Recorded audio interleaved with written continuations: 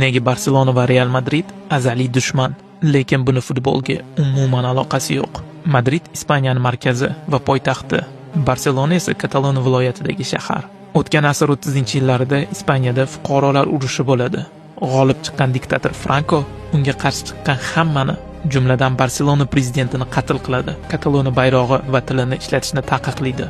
Rasman Frankoga qarshi chiqolmagan barselonaliklar futbolda o'z alamini olishga harakat qiladi, lekin bu ham uzoqqa cho'zilmaydi. 1943-yilda Copa del Rey yarim finalini birinchi o'yinida Barsa 3-0 hisobida yutadi. Lekin javob o'yinidan oldin Franko askarlari Barselona futbolchilarini o'ldirish bilan qo'rqitadi va oqibatda Real 11-1 hisobida g'alaba qozonadi. Oradan bir necha oy o'tib, Real prezidenti Santiago Bernabeu Barsa bilan aloqani tiklash uchun rasman ulardan uzr so'raydi. Bu voqeaga javoban 1948-yilda Real olmoqchi bo'lgan superstar futbolchi Kubalani Barselona ilib ketadi. Lekin oradan 2 yil o'tib, Alfredo Di Stefano uchun kurashda Ispaniya hukumati yordami bilan Real yutib chiqadi.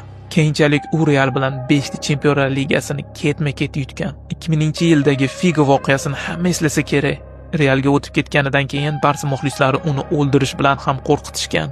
Lekin tanganing orqa tomoni shundaki, Barsa shunchaki klub emas, u Kataloniya hokimiyati tomonidan mutlaq ta'minlangan va Ispaniya birligiga qarshi chiqadigan qo'zg'olon ramzidir. 2017-yilda Kataloniya mustaqillik uchun noqonuniy referendum o'tkazadi va Madrid hokimiyati uni bekor qilib, Kataloniya hukumatini tarqatib yuboradi. Xullas, El Clasico bu faqatgina futbol emas. Uni orqasida Real, Ispaniyaning birlik ramzi va Barsa qo'zg'olonchi. Siz qaysi tarafdasiz?